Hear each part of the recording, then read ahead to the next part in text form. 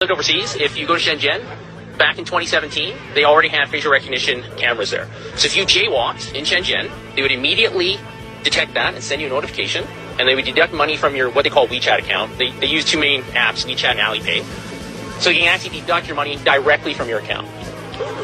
This is 4 years ago, so this is not like some sort of conspiracy theory. It's not something that's going to happen 10 years into the future. This happened pre-corona in China. And so this system in China that exists is extremely advanced. They can detect if it's a man or a woman. They can guess your age. They can detect what kind of car model it is, who the manufacturer is. This is a sort of technology that we see in all these dystopian sort of films and whatever. And people keep putting it off and thinking that this is something that's going to happen later in my kid's lifetime or my grandkids. It's already here.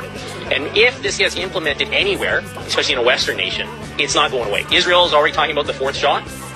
Then they're going to be going to herpes, and they're going to ask if you're gay. They're going to be asking if you ate 3 pizzas this week because it's unhealthy. If you buy certain books in certain countries, your country doesn't like you, you'll lose points in the social credit score system. So this is already the reality of the world in certain places, and we need to be aware of that if we don't want that or if we do.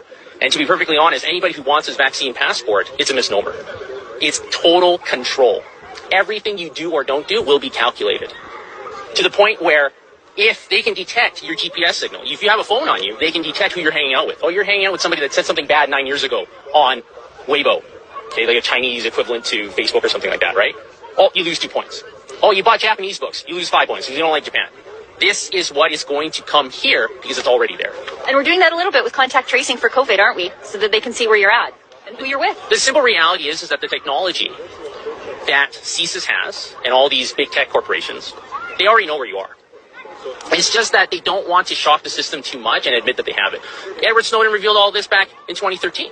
He fled to Hong Kong. They wouldn't keep him there, so now he's in Russia. Yep. But the NSA has all of your information. They know your Google searches from like February 9th, 2004 in a bunker in Colorado. Help me, Rhonda.